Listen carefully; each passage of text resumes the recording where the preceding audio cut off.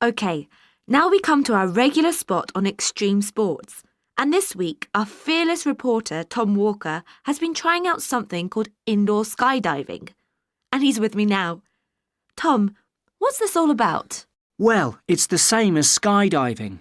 Jumping from an aeroplane and free-falling through the air without opening your parachute for some time, except that you do it in an indoor wind tunnel. And there's no plane and no parachute, and so I was told, no danger. So it gives you a taste of doing an extreme sport, but it isn't quite so extreme. Right. Now, where did you do it?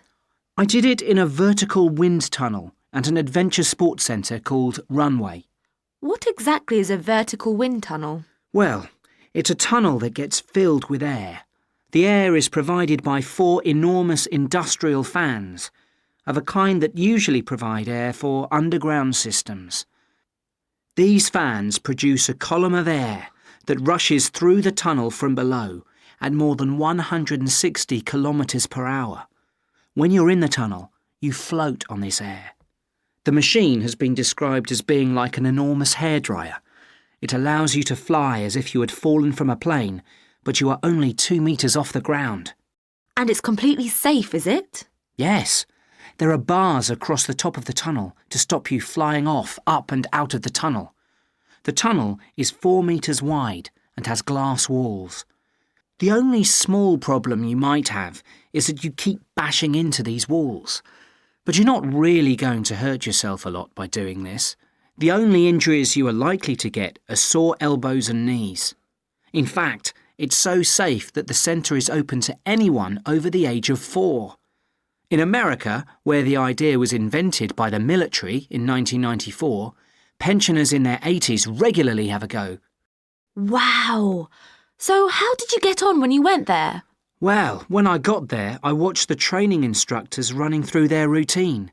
They were doing all sorts of moves in the tunnel, such as barrel rolls, something they call helicopters, spinning on their heads in mid-air, and backflips.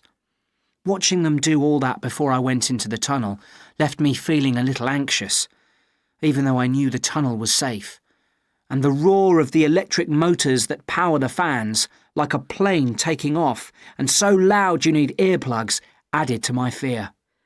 What happened when you went into the tunnel? Like all beginners, I was given a couple of 2-minute sessions in the tunnel, which seemed short, but since the average free fall from a plane lasts only 1 minute, you realise it is more than plenty. Held down by my instructor, I floated in the position I was told to keep to, with my hands out in front of me as if I was holding a ball of air for the whole session.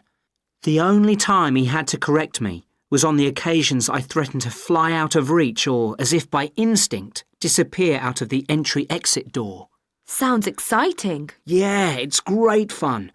In fact, the person who came up with the idea and set up the centre calls it a smile machine, because nobody can go into the tunnel without smiling.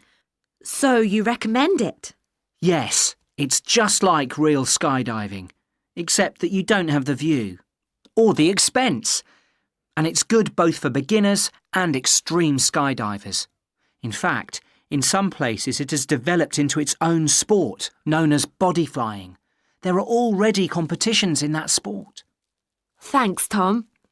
If you want to find out more about the wind tunnel, please click on our website.